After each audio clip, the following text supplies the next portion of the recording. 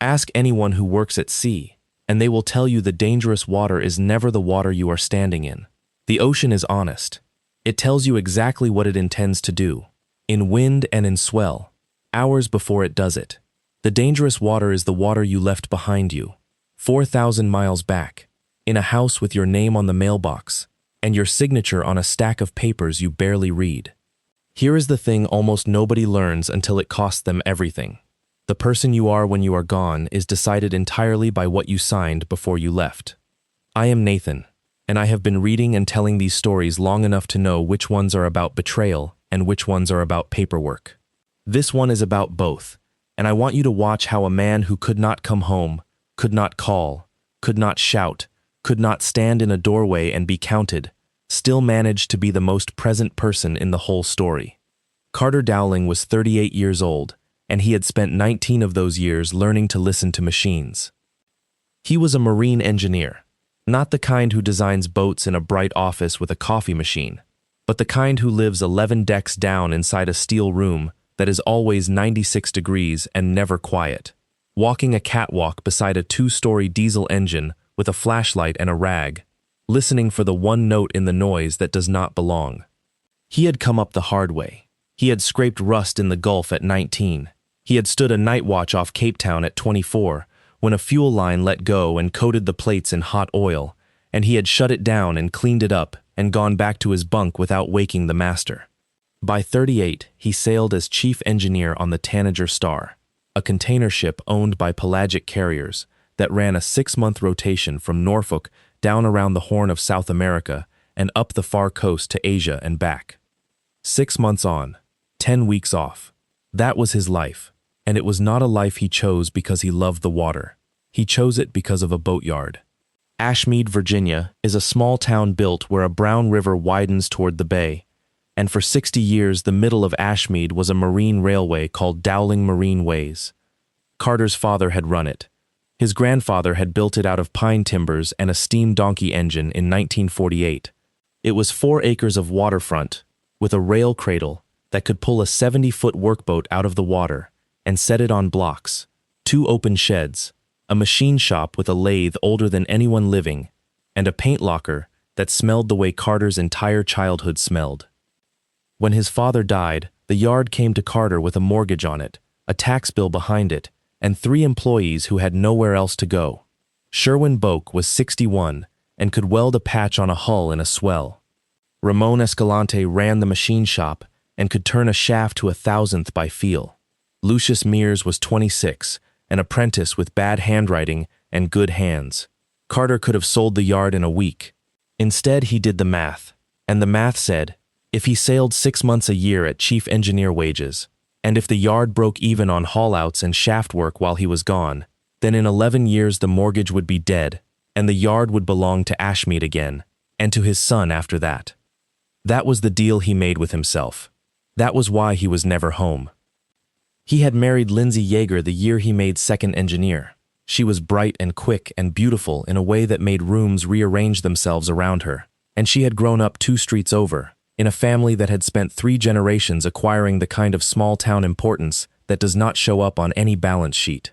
Her mother, Patrice Yeager, owned Yeager Settlement Services, the title and closing office above the bank on Main Street.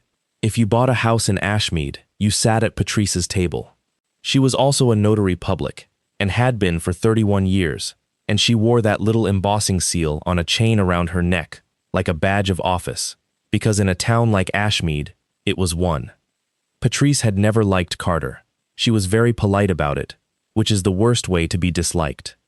Sea trash, she had said once at a Christmas table, in a voice light enough to be a joke. It's not a career, Lindsay. It's a way of never being responsible for anything. He's gone half the year. What kind of man agrees to be gone half the year? Carter had let it go, because the other thing at that table was a boy. Bryson Dowling was 12, all elbows, with his father's flat calm and his mother's fast mouth. He collected 2 things, state quarters and facts about ships. He knew the difference between a bulk carrier and a car carrier at half a mile. He had a shoebox under his bed with every postcard his father had ever mailed from a port, and he had a habit that broke Carter's heart, in a good way, which was that when Carter came home, Bryson did not run at him. He walked up slowly, looked him over like an inspector, and said, "You're thinner." Then he hugged him. The marriage had been dying for 3 years, quietly, the way a battery dies. Not one dramatic failure, just less and less charge each time you came back to it. Carter noticed it in small evidence, because small evidence was his trade. The way Lindsay had stopped putting his voyage dates on the kitchen calendar. The way she had started saying "we" about her mother's office and "you" about the yard. The way, on his last leave, she had spent 40 minutes on the back porch on the phone, and when he had come out with 2 beers, she had said, "It's work," and hung up in the middle of a sentence, which is not a thing people do when it is work. And then there was the river. Harrogate Development Group had bought the old crab house upriver, and then the failed marina next to it, and then the 11 acres of tidal scrub behind both. Carter had come home in March to find a survey stake driven into the gravel just inside his own fence line, orange tape snapping in the wind, and a business card in his mailbox from a man named Fisher Winnick, Acquisitions. Fisher Winnick was 34, wore quarter-zip pullovers with a company logo on the chest, and had the particular confidence of a man who has never once been the smallest thing in a room. He came to the yard on a Tuesday with 2 coffees and a folded plat map, and he was good. Carter had to give him that. He did not open with money. He opened with admiration. 1948, Winnick said, looking up at the shed. "You know how few working marine railways are left on this river?" 4. I looked it up. He smiled. "That's not a business. That's a museum piece." "It's a business," Carter said. "We've got a shaft job on blocks right now." "Sure." Winnick unfolded the plat. On it, 6 parcels along the water were shaded blue. 5 of them were already labeled acquired. The 6th, the 4 acres in the middle, with the rail cradle running down into the brown water, was labeled in neat letters, Dowling, pending. Pending, Carter said. Aspirational, Winnick said, and laughed at his own joke. The pitch was Ashmead Landing. 210 residential units, a restaurant pier, a dry stack boat barn, and a public promenade that would run right over the top of the marine railway. Winnick said the number out loud like it was a gift. $940,000 for the 4 acres. Cash, 30-day close. It was more money than Carter had ever seen written down. It was also, he understood immediately, not the real number. Because 5 parcels only become worth $4.2 million when the 6th one joins them, and until the 6th one joins them, they are 5 expensive pieces of mud. "No," Carter said. Winnick's face did something interesting then. It stayed friendly. It just stopped being present, the way a screen goes to sleep. "You'll want to talk it over with your family," he said.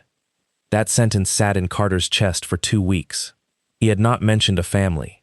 He started paying attention the way he paid attention in an engine room, which is to say without drama and without telling anyone. He was not a suspicious man by nature. He was a diagnostic one. When a bearing is about to fail, it does not announce itself. It gives you 3 small readings that are each individually meaningless. A 2-degree temperature rise, a vibration harmonic that was not there last month, a smell you notice and forget. The skill is not intuition. The skill is writing all 3 down. So he wrote them down. Reading 1. In April, Lindsay asked him to sign a power of attorney. She was warm about it, and reasonable. The mortgage on the yard was at 7.25. Rates had dipped, and if they could refinance while he was at sea, they would save $400 a month. But refinancing needed signatures, and he would be somewhere between Valparaiso and Auckland. "Mom can do the whole packet at the office," Lindsay said. "You just sign one thing before you go." Reading 2. The document she brought him was not the mortgage packet. It was a general durable power of attorney. 11 pages. It gave the agent authority over real property, banking, business interests, and the sale, conveyance, mortgage, or encumbrance of any real estate owned by the principal. It named Lindsay Yeager as agent and Patrice Yeager as successor agent. It did not mention refinancing at all. Carter had signed a lot of documents in his life, and he had learned to read them, because at sea, a signature is a legal object with teeth. He read this one twice at the kitchen table, while Lindsay made a salad and talked about the school trip. Reading 3. His mother. Janine Dowling was 66 and had spent 34 years as a court reporter in the circuit court in Ashmead, which meant she had personally typed every word spoken in that courthouse for a third of a century. She had heard 400 divorces. She had heard 9 forgery trials. She had a memory for documents that bordered on a disability. Carter drove the 11 pages to her house on a Thursday. She read them standing up at her kitchen counter, with her reading glasses down her nose, and did not say anything for a long time. Then she said, "Honey, do you know what a limited power of attorney looks like?" "No." "It's 2 pages. It names the loan.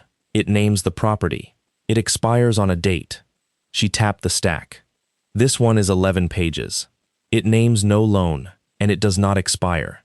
It expires when you do." She took her glasses off. "Who asked you for this?" Carter told her. Janine Dowling sat down slowly, and Carter watched a woman who had spent her life listening to other people's disasters recognize the sound of one in her own kitchen.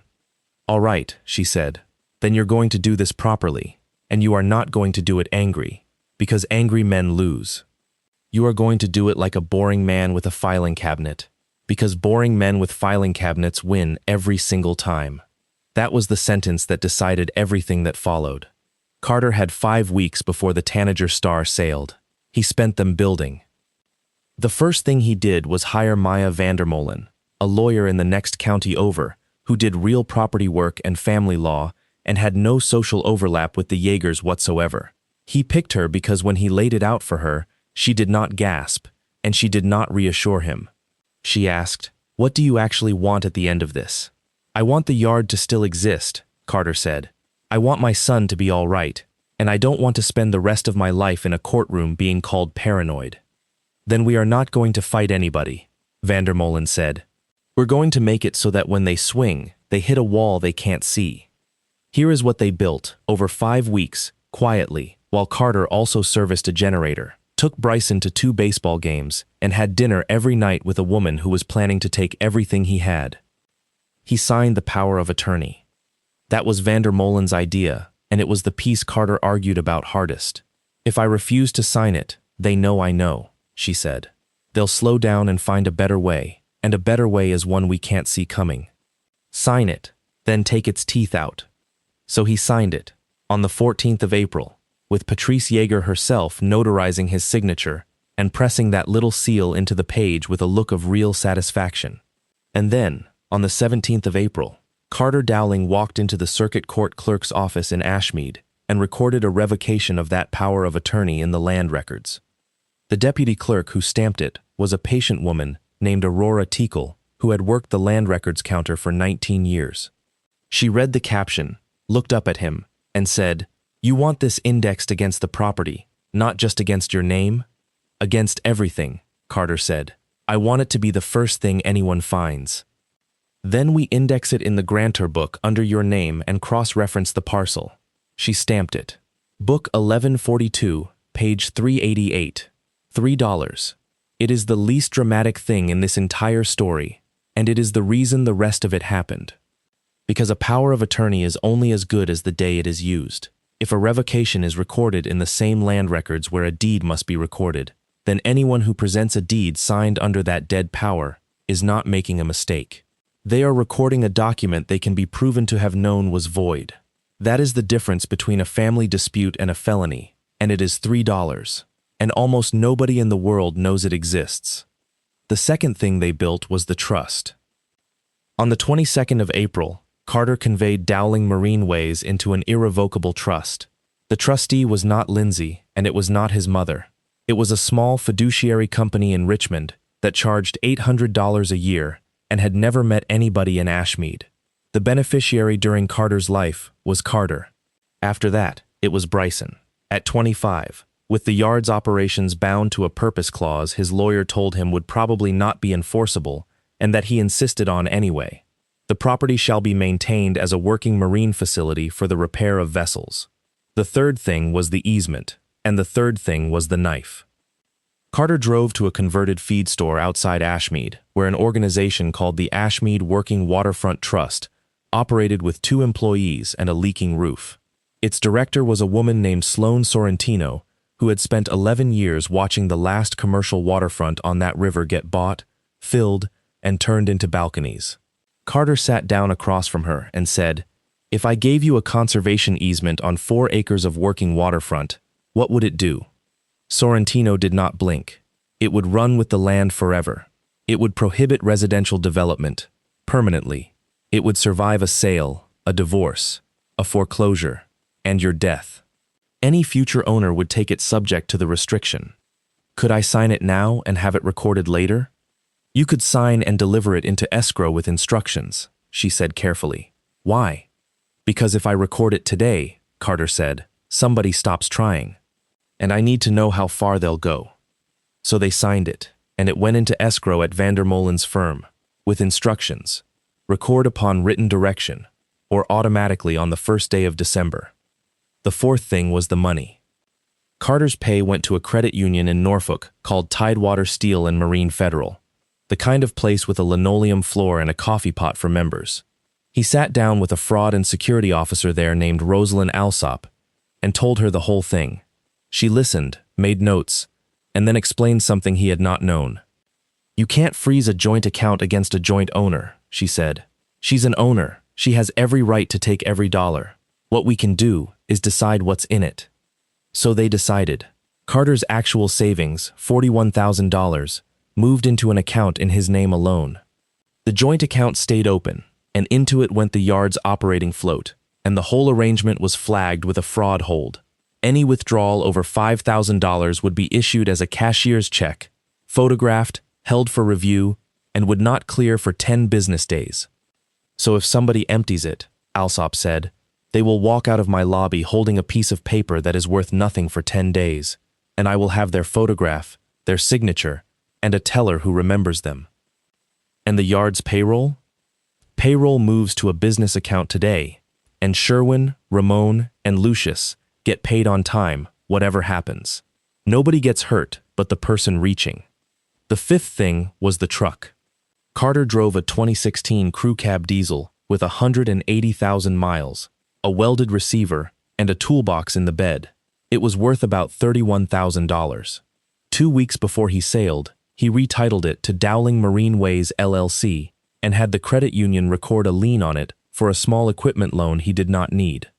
He also had Lucius install a fleet telematics unit and a 2-camera dash cam of the type used in commercial vehicles, which uploaded on any hard event or any door open with the engine off to a fleet account that Carter could read from a ship. And the sixth thing was his son, and that is the part he still cannot talk about without his voice changing. He waited until 9 days before sailing. They were sitting on the rail cradle at the yard at dusk, feet hanging over the water, eating hot dogs out of foil. Carter had rehearsed 11 versions and used none of them. Bryson, he said, I need to tell you something true, and it's going to be heavy, and I'm sorry that I'm the one giving it to you. Bryson stopped chewing. Carter told him, not all of it. Not the affair, which he suspected and could not prove, and would not say out loud to a 12-year-old. He told him that some people were trying to take the yard while he was gone, that they might be people Bryson loved, and that Carter could not be there to see it happen. Then he took a package out of his backpack. Inside was a hardbound ship's logbook, black, with brass corners, the real thing, the kind kept on a bridge. On the first page, Carter had written, Tanager Star, Shore Log, kept by B. Dowling, AGE 12. This is a real log, Carter said. On a ship, the log is the most powerful object aboard. It outranks the captain. You know why? Because it's boring. Because it's just what happened. Written down at the time it happened, by somebody who wasn't trying to win an argument. What do I write? What you see, date, time, weather if you want, and the fact. 6:40 p.m., silver car in driveway, man in gray pullover, stayed 40 minutes. You do not write what you think it means. You never guess. If you don't know something, you write unknown. Bryson turned the book over in his hands. Am I spying? And Carter had the good sense to tell his son the truth. You're a witness, he said. It's not the same, but it's close enough that I hate it. So here are the rules, and they're not suggestions. You never sneak. You never hide. You never go into rooms you're not supposed to be in. You never open anything. You never record anybody's voice. You never confront anybody, ever, about anything. If they lie to you, you let them, and you write down the lie. And if you are ever scared, you stop, and you go to Grandma Janine's, and the book means nothing compared to you. Say it back to me. Bryson said it back. Then he said, "Can I take a picture of the page every night?" 9 o'clock, Carter said. To the ship. That way it's got a time on it that isn't yours.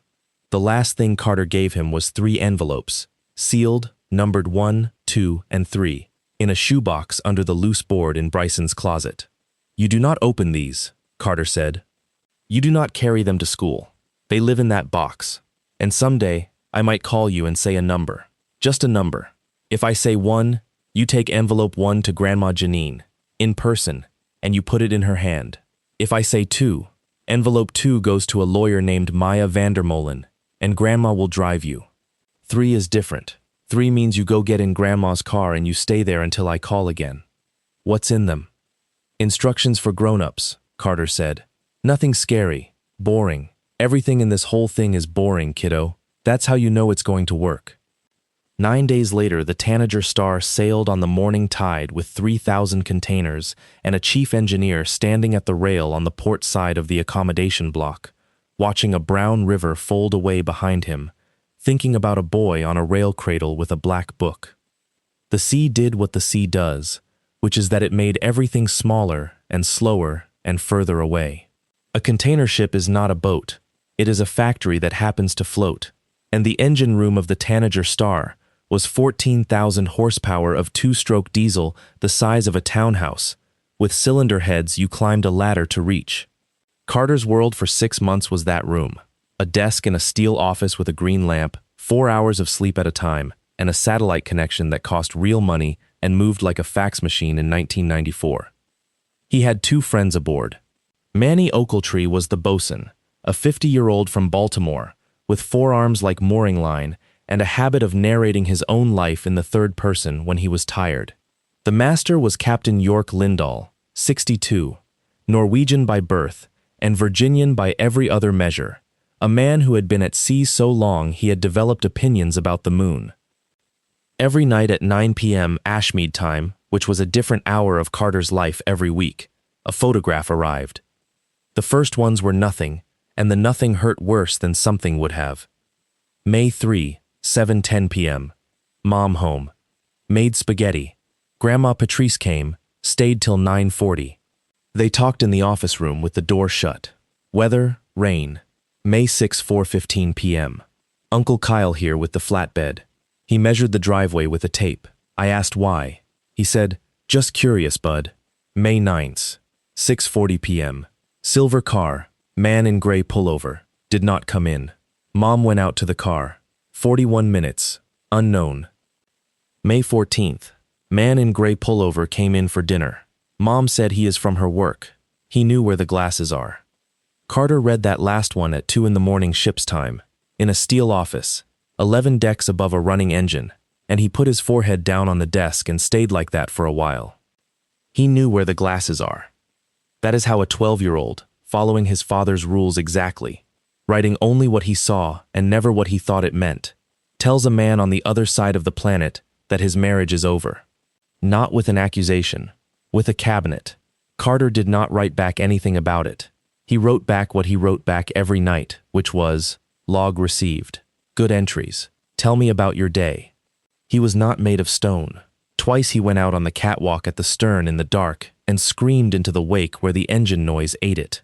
Manny found him out there the second time and did not ask, just stood next to him and smoked and said, after a while, "Ochiltree does not know what's going on with the chief. Ochiltree suspects it is not mechanical." "It's not." "Then it will take longer to fix," Manny said, "and you can't rush it, and it doesn't respond to yelling. Same as everything else down here." Through May and June, the log got worse in the way things get worse, which is by getting more organized. May 22. Grandma Patrice brought boxes.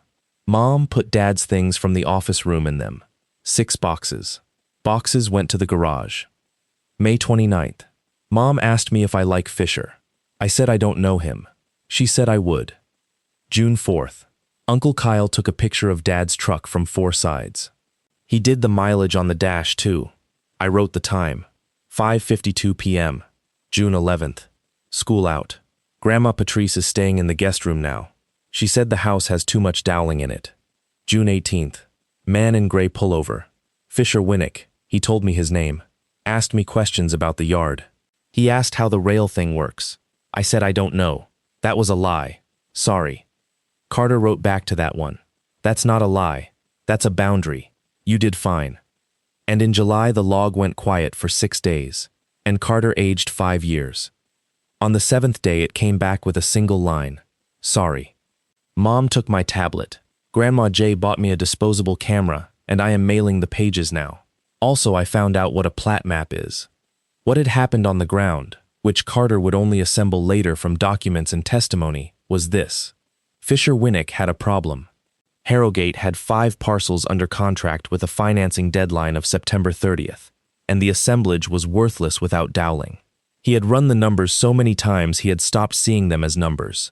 4.2 million on close, and his own bonus attached to it, and a career at 34 that suddenly had a ceiling if he lost it. Lindsay Yeager had a different problem, which was that she had built her entire adult life in a town where her mother's approval was currency, and she had spent 19 years being told she had married beneath herself. Somewhere in the 3rd year of a dying marriage, she had begun to believe it. And belief like that does not stay a feeling. It looks for a project. And Patrice Yeager had no problem at all. Patrice had a plan, and she had a seal on a chain, and she had 31 years of watching people sign things without reading them, and she had come to a conclusion that people in her profession sometimes come to, which is that the paperwork is not a record of what happened. The paperwork is what happened. They did not think of it as fraud. They thought of it as tidying. The plan was 3 moves, and they were going to make all 3 in the same week in July, because Lindsay had a printout of the Tanager Star's schedule and knew that the ship would be in the middle of the Pacific with the nearest port 6 days away. Move 1. The yard.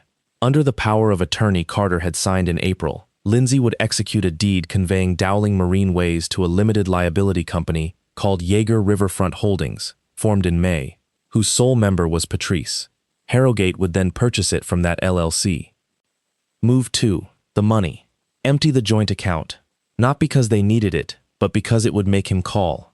And a man who calls from a ship at 4 in the morning, furious, is a man you can quote in a custody filing.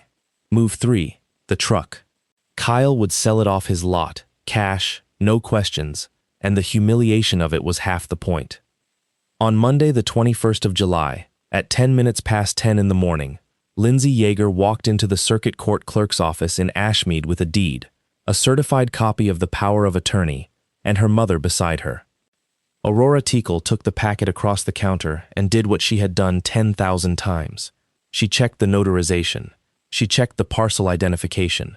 She typed the grantor name into the index to check the chain. And a document came up on her screen, dated April 17th. Revocation of Power of Attorney. Book 1142. Page 388. Aurora Teakle had worked that counter for 19 years, and she had seen this exact situation 4 times, and she had a specific way of handling it, which was to be extremely, unhelpfully polite. I can't record this, she said. Excuse me? Patrice said, in the voice she used on people who were about to be reminded who she was. The power of attorney that this deed is executed under was revoked on April 17th of this year, by the principal, and the revocation is recorded right here against this parcel. She turned the monitor. It's a public record. It's been a public record for 3 months. There was a silence in the clerk's office of the sort that people remember years later. That's a mistake, Lindsay said. It might be, Aurora Teakle said. You're welcome to speak to an attorney about it, but I can't accept a deed for recordation when the authority it's signed under is void on the face of this office's own index. And ma'am, she said to Patrice, your seal is on the acknowledgement. That was the sentence that turned it, because Patrice had notarized her own daughter's signature as attorney in fact on a deed conveying property to a company Patrice herself owned, and there is a word for that, and the word is not tidying. They left. They did not go to a lawyer, which is the mistake people make when they have spent their whole lives being the most important person in the room. They went ahead with Move 2 and Move 3 anyway. out of momentum, out of rage, because Patrice Yeager could not tolerate the idea that a man who scraped rust for a living had gotten in front of her. At 2:40 that afternoon, Lindsay Yeager withdrew the full balance of the joint account at Tidewater Steel and Marine Federal Credit Union, $61,418. The teller was pleasant. The teller explained, exactly as trained, that withdrawals over $5,000 on that account were issued as an official check subject to a hold, and that the funds would be available in 10 business days. Lindsay signed. The lobby camera took her photograph at 2:41 p.m. She walked out with a piece of paper. At 4:15, Kyle Yeager drove Carter's truck off the property with a spare key and put it on his lot on Route 9 with a sign in the windshield. And at 6:02 p.m. Ashmead time, on a Monday in July, Lindsay Yeager sat down and wrote a text message to a man in the middle of the Pacific Ocean. Carter Dowling was in the engine control room when it came. It was 9:02 in the morning ship's time, and he was reviewing a fuel oil purifier alarm log with a mug of terrible coffee, and his phone, which ran on the ship's slow satellite plan and pulled messages in clumps 4 times a day, buzzed against the steel desk. It came in as 3 messages, one after another. I'm divorcing you. Papers are filed. Don't bother pretending you're surprised. My mother was right about you. She was right the whole time. You're not a husband. You're a deposit that shows up twice a year. We've emptied the joint account and my brother is selling your truck. The yard is next, and there's nothing you can do about any of it from a boat. Laugh it up at sea. Carter read it 3 times. Manny Ochiltree said later that he watched the chief read something on his phone and then set the phone down very carefully, face up, in the middle of the desk, the way you set down a part you are not going to install. Carter picked it back up and typed one word. Enjoy. Then he put the phone in his shirt pocket, walked out of the control room and down 2 levels to the platform beside number 4 cylinder, and stood there in the heat and the noise where nobody could see his face for about 4 minutes. Then he came back up, asked the second engineer to cover, and went to the ship's office and placed a satellite call to a landline in Ashmead, Virginia. His mother answered on the second ring. It started, Carter said. I know, honey, Janine said. Aurora Teakle called me at 11 this morning. Aurora and I worked the same building for 30 years. A pause. Carter, your wife tried to record a deed on your father's yard and got told no in front of a lobby full of people, and your mother-in-law's seal was on it. Is Bryson with you? He is standing right here. Put him on. There was a shuffle, and then a 12-year-old's voice, too controlled, the way kids sound when they have been holding something all day. Dad. Hey, buddy. Dad. Everything is done as you planned. A breath. I did 1 and 2. Grandma has envelope 1. I put it in her hand at 4:30. We drove to Miss Vandermolen's office, and I gave her envelope 2, and she opened it while I was standing there, and she said, and I'm quoting, "Oh, that's beautiful." Another breath, and now the control cracked a little. And Dad, Uncle Kyle took the truck at 4:15, and I wrote it down, and the camera thing did the beep, so I think it worked. And Mom said we're going to Grandma Patrice's tonight, and I said I want to go to Grandma Janine's, and she said fine. Dad, she said fine like she didn't even care. Carter sat in a steel chair in a steel room in the middle of the largest ocean on Earth and closed his eyes.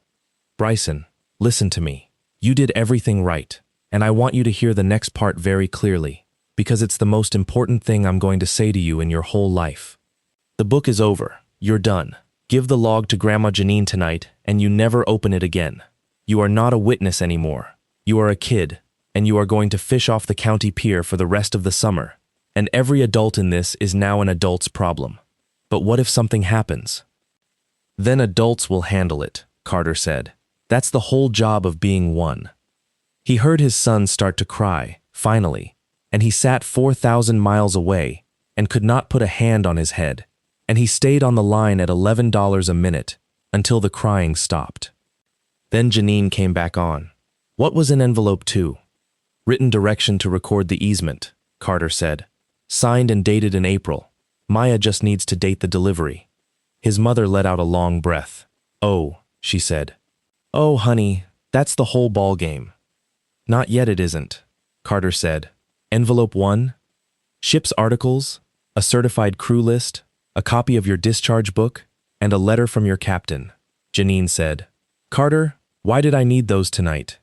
"Because on the 14th of April, Patrice Yeager notarized my signature in her office in Ashmead," Carter said.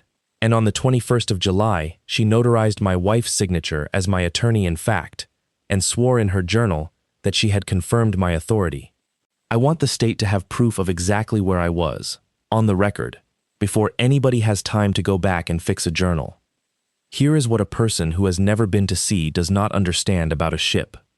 A ship is the most documented environment on the surface of the earth. Every hour of a vessel's existence is written down by 4 separate systems that do not talk to each other and cannot be quietly persuaded to agree. There is the deck log. There is the engine room log, which was in Carter's own handwriting, signed at the end of every watch. There is the automatic data recorder, which writes position, heading, and speed to a sealed device. And there are the ship's articles, filed with the flag state, which say who is aboard and when they signed on, and when they may legally leave. On the 14th of April, Carter Dowling had been in Ashmead, Virginia, signing a power of attorney in front of a notary. On the 21st of July, Carter Dowling had been at 8 degrees north, 141 degrees west, in the middle of the Pacific, and there were 4 independent records saying so, and a captain willing to certify them, and a shipping company with lawyers whose entire function was to make sure such records were unimpeachable. Which meant that when Patrice Yeager sat down at her desk on the 21st of July and wrote in her notary journal that she had verified the authority of the attorney-in-fact acting for Carter Dowling, she had written down something that could be disproven by a 230-meter object. Maya Vandermolen filed on Wednesday morning. She filed a lot of things at once, which is a technique, because a person who receives 1 lawsuit hires a lawyer, and a person who receives 6 things in the same hour makes phone calls instead. She recorded the conservation easement at 9:04 a.m., book 1147, page 12. 4 acres of working waterfront in Ashmead, Virginia, restricted in perpetuity to the repair and servicing of vessels, no residential use, no dry stack storage, no restaurant pier, forever, running with the land, binding on all successors. At 9:20, she filed an emergency motion in the circuit court for a temporary injunction and an accounting. At 9:35, she hand-delivered a complaint to the Virginia Secretary of the Commonwealth's Notary Division, with the ship's articles attached. At 9:50, she sent a certified letter to Harrogate Development Group, copy to their lender, informing them that the parcel identified in their assemblage as Dowling was held in an irrevocable trust that had been of record since April, was subject to a recorded conservation easement as of that morning, and that any representation to the contrary made to their lender by their acquisitions department was a matter they might wish to look into. And at 10:15, she filed a police report on the truck. The truck was, in a way, the smallest thing in this story, and it was the thing that put a person in handcuffs, because the truck was where the law was simplest. Kyle Yeager had sold a 2016 diesel crew cab for $18,000 cash on Tuesday afternoon to a septic contractor named Terry Loudermilk, who had driven it home to his farm in the next county, extremely pleased with himself. The vehicle was titled to Dowling Marine Ways LLC. It carried a recorded lien held by a federal credit union. Kyle had signed the title as seller by writing his own name in a box, where he had no authority to write anything at all, and he had done it in front of a security camera on his own lot, because his own lot had cameras, because Kyle Yeager was worried about people stealing from him. Terry Loudermilk found out on Thursday, when the DMV would not transfer the title. He was on the phone to the sheriff's office within 4 minutes, and he was the kind of angry that does not go away, because he was out $18,000 in cash, and he had told everyone at church about the truck. The dashcam footage told the rest. 2 cameras, one facing the road, one facing the cab, both triggered by the door opening with the engine off. It had captured Kyle Yeager on Monday at 4:15 p.m., saying, to somebody on the phone as he adjusted the mirror, "No," she said, "take it today. She wants it gone before he's back in range." Yeah, no, he can't do a damn thing. He's on a boat. Detective Alex Ferroni of the Financial Crimes Unit had been a detective for 11 years and had never once had a case arrive in this condition.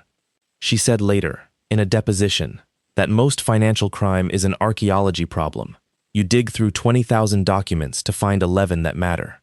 This one showed up as 11 documents in a folder with a lawyer's cover memo and a ship's log, and she spent the first afternoon just checking whether it could possibly be that easy. It was. Meanwhile, the second wave hit the people who had done it, in a specific order, over 11 days, and every single wave was something they had started themselves. Wave 1 was the check. On Tuesday, Lindsay had endorsed the $61,000 official check into an account at a different bank, and, on the strength of that balance, wired $12,000 as a deposit to hold a townhouse unit in a development Harrogate was building 40 minutes away, because Fisher Winnick had told her that when Ashmead Landing closed, she should not be living in the house she had lived in with her husband. The check did not clear. The wire did. On the following Monday, her new bank reversed the credit, and her account went $31,000 negative, and the townhouse deposit was non-refundable. And Lindsay Yeager discovered what a great many people discover far too late in life, which is that a piece of paper from a bank is a promise, not a fact. Wave 2 was Harrogate, a development company that has told its lender it controls a 6-parcel assemblage, does not react gently to a certified letter explaining that the middle parcel is permanently restricted against everything the project consists of. Their counsel pulled the file.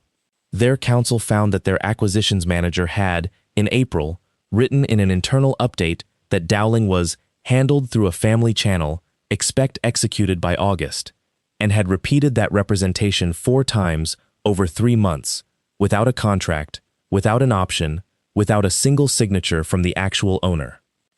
Fisher Winnick was walked out of the building on a Friday at 2 p.m. by a man from Human Resources and a man from Legal. His emails did not leave with him. Wave 3 was the seal. Hart Dunleavy, an investigator for the State Notary Division, drove to Ashmead on the 4th of August and asked Patrice Yeager for her journal, which she was required by law to keep, and which she produced, because refusing would have been worse. The journal was beautiful. 31 years of immaculate entries in fountain pen. Dunleavy read it for 2 hours with the ship's articles beside him, and then he turned it around on the desk and put his finger on one line and said, "Ma'am, on July 21st you certified that you confirmed this man's authority. On July 21st, this man was in the Pacific Ocean. Would you like to explain the confirmation to me, or would you like to explain it to a grand jury?" Patrice Yeager did not explain it. She hired a lawyer from Norfolk who wore very good shoes and who told her, in their first meeting, the thing she had spent 31 years not believing, that a notary seal is not authority. It is a witness's oath, and an oath that turns out to be false in writing, in a journal, in your own hand, is the easiest thing in the world for a prosecutor to hold up to a jury. Her commission was suspended on the 11th of August. Yeager Settlement Services could not close a transaction without a notary on staff, and no title underwriter in Virginia will keep an agency agreement with an office under a state fraud referral. The underwriter terminated on the 15th. 4 closings collapsed that week. By the end of the month, the office above the bank on Main Street had a paper sign on the door, and Patrice Yeager, who had spent 3 decades being the person you had to sit across from in Ashmead, was a 62-year-old woman with a lawyer's retainer and a phone that had stopped ringing. Carter Dowling watched all of it happen on a laptop with a satellite connection, from a steel office, at whatever hour of the night the ship's schedule allowed. He was not gleeful. Manny asked him about that once, out on the stern in the dark, because Manny had gotten the outline of it by then the way you get everything on a ship, which is slowly and completely. If it was Ochiltree, Manny said, Ochiltree would be dancing. I keep waiting for that, Carter said. It hasn't shown up. What shows up instead? Carter thought about it for a while. The wake was a long, pale scar going back to the horizon. My kid on the phone saying he quoted a lawyer correctly, Carter said. That's what shows up, every time. Because that was the cost, and Carter had known it would be, and had done it anyway, and would spend a long time deciding whether he had been right. Bryson Dowling had spent 11 weeks writing down his own mother. He had done it carefully, and honestly, and by the rules, and he had never once confronted her, and he had never lied except when a man he did not trust asked him about the rail cradle. And on the night the whole thing broke, when Carter told him to stop, The boy had put the black book into his grandmother's hands and gone into the spare bedroom and slept 14 hours. Then he had gotten up and been fine, which is the part that worried everybody. He was fine for 9 days. He was fine at the county pier. He was fine when his mother came to Janine's house on a Wednesday and sat on the porch and cried and told him none of it was true, that his father had set a trap for his family, that this was what Carter did. He made everything into a machine. He was fine when Patrice called him and said, in a voice like a hand on the back of the neck, "You have no idea what you have done to this family, sweetheart." He was fine right up until the second week of August, when Janine found him at 2 a.m, sitting on the kitchen floor with the log open on his knees, reading the entry from May the 14th, over and over. He knew where the glasses are. "I could have not written it," Bryson said. "If I hadn't written it, none of this would have happened." Janine Dowling had transcribed 400 divorces. She sat down on the linoleum next to her grandson with her bad knees and did not tell him it was all right. "No," she said. "If you hadn't written it, all of it would still have happened, and nobody would have been able to prove any of it, and your father would have lost the yard, and you would still have known where the glasses are. You didn't cause a single thing in this book. You just refused to be the only person who wasn't allowed to say what he saw." 2 days later, she took him to a counselor at the school, a woman named Riley Pinkney who worked through the summer and who had, in 11 years, never had a case quite like this one. Bryson went once a week from August through the winter. He did not stop collecting quarters. He got taller. At some point that autumn, he stopped asking whether he had done the right thing and started asking harder questions, like whether his mother had ever meant it when she said she was proud of him, and Ms. Pinkney did him the great service of not pretending to know. The custody hearing was on the 18th of September, and Carter Dowling was at 33 degrees south in the Tasman Sea. Maritime custody cases have a specific ugliness to them, and every mariner knows it. The parent who is physically present always looks like the better parent, because the standard is the child's routine and stability, and a man who is gone 6 months a year is, on paper, an absence. Lindsay's original filing had leaned entirely on that, and it had been written before July, when it would have worked. It did not work in September. Vandermolen put in the credit union's photographs and the fraud hold documentation. She put in the clerk's affidavit from Aurora Teakle. She put in the recorded revocation, the trust, the easement, the notary journal page, the dashcam file, Kyle's own security camera footage, and Terry Loudermilk's complaint. She put in 11 emails between Fisher Winnick and Lindsay Yeager, produced by Harrogate counsel, including one from the 2nd of June in which Winnick had written, "Once the parcel's in your mother's LLC, the rest is paperwork," and one from the 9th of July in which Lindsay had written, "He doesn't get back in range until the 26th, so we have 5 days." And she put in the log. Not as an accusation. Vandermolen was careful about that, and Carter had been adamant. The log went in with a single stipulation attached to it, that the child had been directed by his father, in writing, to record only observations, never conclusions, never to confront, never to conceal, and to stop entirely the moment the adults engaged. The guardian ad litem, a tired man in his 60s who had seen everything, read the log twice, and then wrote one line in his report that Vandermolen said she would remember for the rest of her career. This is the only document in this file in which nobody is trying to win. Carter testified from the ship at 3:40 in the morning, ship's time, from the conference room off the bridge, in a clean shirt, with Captain York Lindahl operating the laptop and then leaving the room because the judge required it. The judge asked him one question that was not on anyone's outline. "Mr. Dowling," she said, "why did you give a 12-year-old a logbook instead of a lawyer's phone number?" And Carter said, "Because I couldn't come home, Your Honor, and because a lawyer's phone number would have made him feel like the situation was bigger than him. The book made it smaller. It gave him one job, 4 minutes a day, with rules I wrote so he'd never have to decide anything himself." He paused. "It was the best thing I could think of from where I was. I'm not going to sit here and tell you it was good for him. It's the thing I regret in this whole story, and it's the only thing I regret. And if I'd been ashore, I'd never have needed it." The court reporter typing that answer had been trained by Janine Dowling. The rulings came down over 4 months, in the unglamorous way that real consequences arrive. Kyle Yeager pleaded guilty in November to obtaining money by false pretenses and to a title fraud count, and got 12 months with all but 60 days suspended, 3 years of probation, and an order to repay Terry Loudermilk $18,000 at $400 a month, which will take him until he is 37. He lost his dealer license, which was the part that actually ended his life as he had built it, because a man with a lot and no license is a man with a fenced acre of other people's cars. Patrice Yeager's commission was revoked permanently in January. She pleaded to a single count of making a false certificate as a notary and received a suspended sentence, a fine, and a prohibition on holding a fiduciary position in the Commonwealth. She was 62, and she had built one thing in her life, and it was a desk that people had to sit down at, and she does not have it anymore. Lindsay Yeager was charged with 2 felonies and pleaded to 1, a reduced count of uttering a forged document, with a suspended sentence conditioned on full restitution and on cooperation. She paid back what she could. She never paid back the $12,000 deposit, because Harrogate kept it, and there was a bleak justice in that which nobody in the story enjoyed.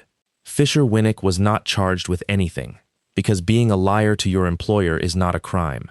He was sued by Harrogate for the cost of the collapsed assemblage and settled for an amount he will be paying off for a decade. Ashmead Landing died in October when the lender declined to extend, and the 5 acquired parcels sat in the weeds for 2 years before being sold at a loss to a company that built a public boat ramp and a parking lot, which is, honestly, all that stretch of river ever needed. And the yard stayed a yard. That is what the easement did. Not for a year, not until somebody's lawyer found an angle, but permanently, in the land records, in perpetuity, so that 100 years from now a developer will pull the title work on 4 acres in Ashmead, Virginia, and find a document from an August morning that tells him no. Sherwin Boak, Ramon Escalante, and Lucius Mears never missed a paycheck. They found out what had been happening in the way small towns find out everything, and in September, the 3 of them repainted the shed roof and the letters on the water side, Dowling Marine Ways, which had not been repainted since 2004, so that it would be the first thing the chief saw coming up the river. Carter Dowling came home on the 9th of December. He came home the way mariners come home, which is badly and all at once. 11 hours in 3 airports with a duffel bag, then a rental car, then the bridge over the Brown River at 4 in the afternoon with the light already going. Janine and Bryson were waiting at the yard because he had asked to see the yard first, which he felt guilty about and did anyway. His son was 2 inches taller and did not run at him. He walked up slowly, looked him over like an inspector, and said, "You're thinner." "You're not," Carter said, and then his voice went, and the 2 of them stood on the gravel by the rail cradle for a long time. He did not keep the log. Janine had it, and she offered it to him that night, and Carter looked at the black cover with the brass corners and said no, and asked her to keep it somewhere he would not see it. It is in a drawer in her house. Bryson has not asked for it. Carter has never read the entries after the 14th of May. There was one more scene, in March, and it belongs in this because it is the only moment in the whole business when anybody said a true thing without a lawyer in the room. The custody order gave Carter primary physical custody, with the practical arrangement that when he sailed, Bryson lived with Janine 4 blocks away, in the school district he had always been in. Lindsay had supervised visitation for the first year, stepping down after. She came to the yard in March to pick him up for one of them, and she waited by the fence because she was not permitted past it, and Carter walked down to her because it seemed cowardly not to. They stood there for a while with the wind coming off the water. "He won't talk to me about it," Lindsay said. "He's 12. He's not 12 about this." She wiped her face with the back of her hand, angrily. "You know what my mother said to me? After all of it, she said I should have gotten your signature notarized somewhere else." A hard, ugly laugh. "Not that I shouldn't have done it, that I should have used a different notary." Carter did not say anything. "I keep waiting for you to gloat," she said. "There's nothing to gloat about," Carter said. "I've been trying to explain that to people since July. I didn't beat you, Lindsay. I just wrote things down before you did." And then he said the only thing he had prepared, because he had been thinking about it for 5,000 miles. "You could have had the money. I would have given you the money, and the house, and half of everything I ever earn, and you'd have gotten it without a hearing. Because I owed you 19 years of dinners I wasn't at. He looked back up the hill at the shed. You couldn't have had the yard, because the yard isn't mine, it's his. But you didn't ask for anything, ever. You just decided that a man who isn't in the room isn't in the room, and the only reason you're standing on that side of the fence is that you were wrong about that. She went quiet. Then she said, "Was he all right while it was happening?" "No," Carter said. "He was doing a job so he didn't have to feel it. And then he felt it in August, on your mother's kitchen floor, at 2 in the morning. So no, he wasn't." Lindsay Yeager nodded slowly, and it was the first honest thing that had passed between them in 3 years, and it did not fix anything, because nothing does. Bryson came down the hill with his coat half on, and she straightened up and put her face back together, the way parents do, and they drove off, and Carter went back up to the shed, where Ramon had a shaft in the lathe and stood there listening to the machine make the only sound he had ever completely trusted. So here is what I actually take out of this one, and it is not the part you think. The satisfying part is the paperwork. $3 at a clerk's counter in April beat a $50,000 scheme in July, and I want you to sit with how unfair that feels, because it is the most useful unfairness there is. A power of attorney is not a favor. It is a spare key to your entire life, and the person holding it can do anything you could do, and it stays alive until you kill it in writing. In the same place a deed has to be recorded. If you sign one before a deployment, a contract, a hospital stay, a long trip, make it 2 pages, name the one thing, give it an expiry date. And if you ever get the feeling in your stomach that the 11-page version was not really about the mortgage, that feeling is not paranoia. That is a 2-degree temperature rise on a bearing, and you are allowed to write it down. The second thing is quieter. Carter never argued with anybody. He did not send a furious message. He did not call at 4 in the morning and say something quotable. And when the cruelest text of his life arrived, he answered it with one word. He knew that people who are stealing from you desperately want you to be loud, because a loud man is a man they can characterize. Enjoy cost him nothing, and it kept the record clean. But the part I keep coming back to is the boy on the kitchen floor at 2 in the morning. Because Carter won, completely, and the price of winning was 11 weeks of a 12-year-old writing down his own mother in a black book with brass corners. Carter said in open court that it is the one thing he regrets, and I believe him, and I want to be careful here, because it would be easy to turn a kid with a notebook into a hero and move on. He was not a hero.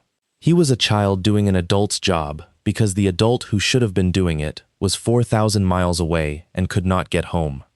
So take the paperwork lesson and take the calm, and please take this one too.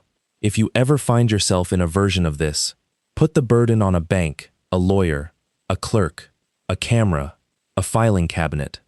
Put it on anything that does not have to eat breakfast across the table from the person it is documenting. Institutions are built to absorb that weight. Children are not. Carter is still sailing. Bryson is 15 now and wants to be a machinist, not a mariner, which his father is quietly relieved about.